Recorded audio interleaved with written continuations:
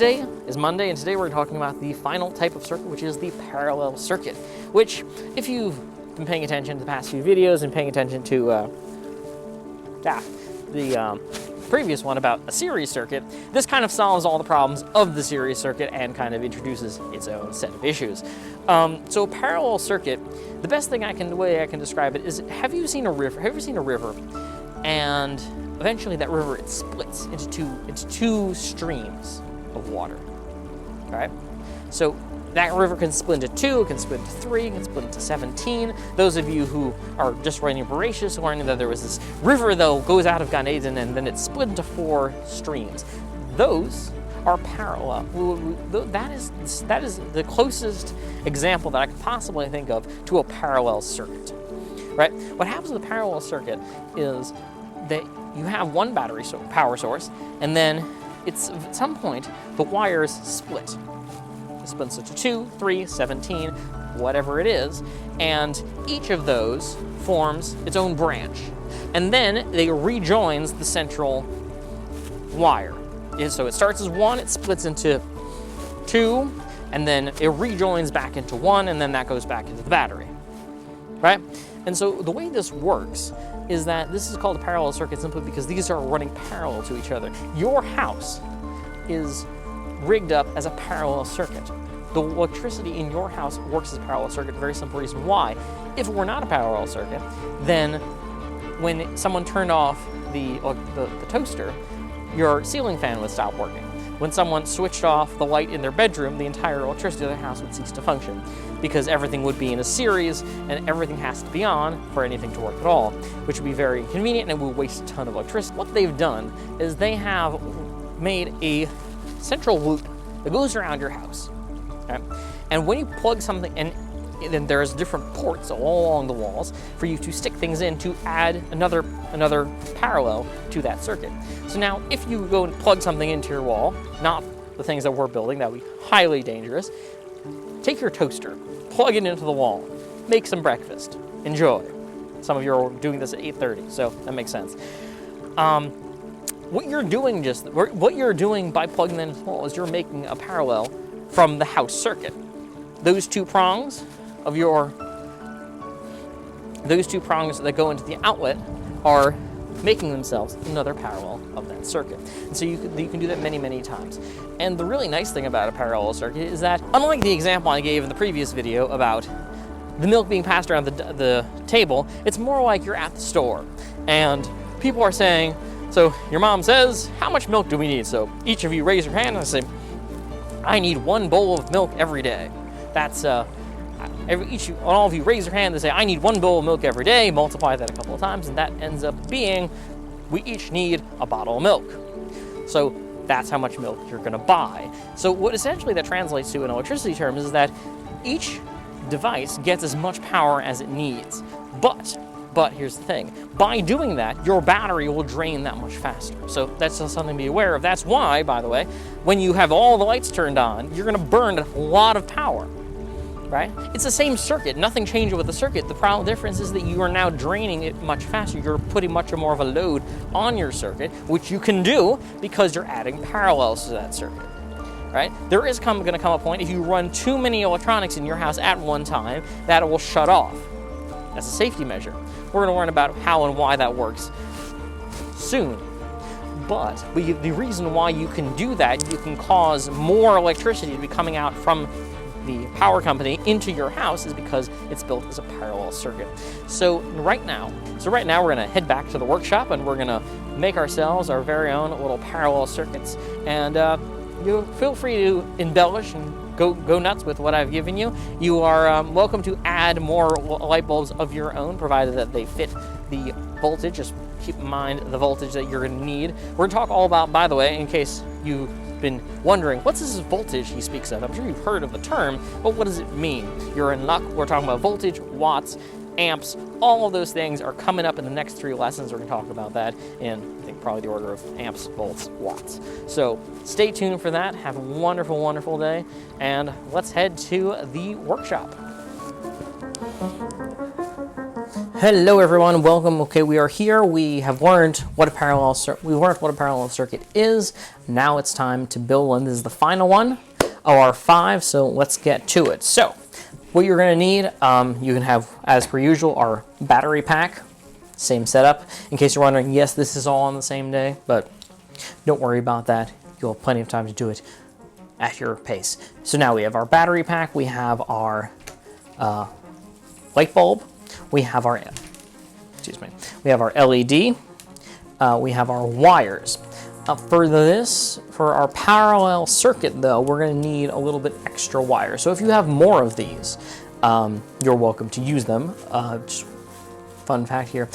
Do you know how many alligator clips YBH owns? Let's back out that up a second. Do you know how many students are in 6th grade, boys and girls? About 63. You know how many alligator clips YBH owns? Just about 126 of them. There's a few more left in the building, but this is pretty much it. So the reason why I only gave you 2 is because that's all we had. So we have our 2 alligator clips, so now we need 2 more wires. So as you can see, I've got these like weird tinfoil things. And what you're gonna do to make these is you're gonna to make one of these, you should take a piece of tinfoil. And there you go. And what you're gonna do is you're gonna roll it up and smoosh it until you have a long, thin thing of tinfoil. There you have it. Make 2 of them. So actually for what I use a lot smaller, much smaller piece than this, so it doesn't really matter the size of your piece, but there you go. So now we have 2 of them. There we go. So now what you gotta do is take them and fold them like this. So now they have a V. Take your alligator clip and clip it in the middle of the V. That goes for both alligator clips. There we go. So now, what a parallel circuit is, what we just discussed what a parallel circuit is that you got, you have the power going out, and then it splits into 2 streams, or 7,000 streams, or it doesn't matter, but more than one, and they split up, and then they come back together, and then they go back into the power source. And what we're going to do right now is we're going to put 1 stream of this into the light switch, right? Into the light bulb. There we go. So here we go. We're just going to take the tin foil and just going to stick it in there. Good. Connected. Now we're going to take the LED. Remember, you have to have the positive. The long leg has to be towards the positive side, which in this case is right here. So we're going to take the long leg and stick it in this side. And the other one is going to go on,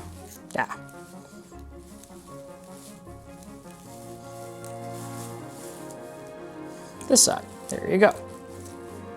Excellent. Okay, so now we're going to press this against the positive. We're going to press this against the negative, and there you go. Flickering. Come on, come on. No.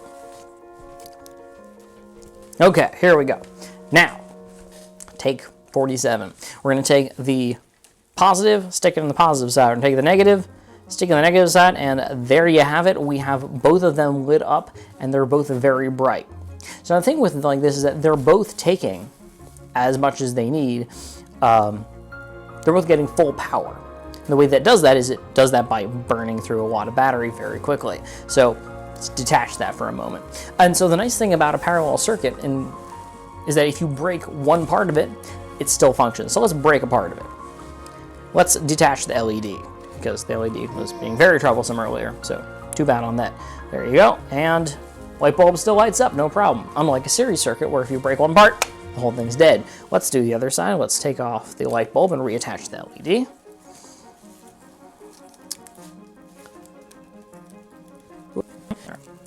Okay, and there you go, that lights up just fine. So one thing you have to know about parallel circuits is that electricity is very lazy. As a rule, electricity will always go the easiest way to go, which means that if one of these, instead of both of them needing the same amount of power, if one of them needs a lot of power, one of them doesn't need as much power to light up and let the current through, the one that doesn't need as much power is going to go through. Let's say one of them doesn't need any power. What happens then? Let's try it. So right now what we're going to do is we're going to take off the LED, and don't throw it, you need it again, but put it there. And now we're going to we're going to plug this into the light bulb, but we're also going to have these two touching. There you go. Now let's see what happens. Is it going to light up?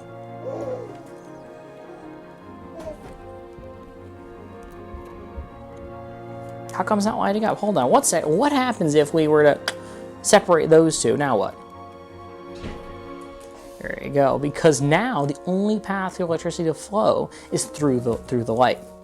But if you give it an easier path through itself, just through the wire, without any load, it's much easier. A short circuit is much easier than to go through something, because if it has to go through the load, it has to do work. It doesn't want to do work. It's really, really lazy. So that is a parallel circuit. This is how all of our houses are wired, right? If you take up your cord to your properly functioning device and you plug it into the wall, right? And you turn on your vacuum cleaner, what you've done is you've installed another parallel onto the circuit, right? If I were to take, let's say I'm gonna take this and split it in two. There you go. And I were to attach it to here as well. Let's open this up and, yep. And here we go. Excellent. Right?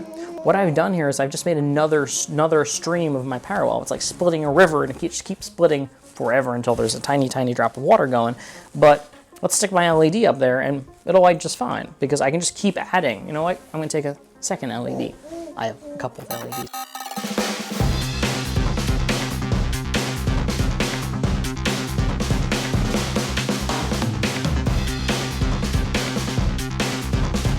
And if you look at that, look what happens. You now have 3 lights all at the same time.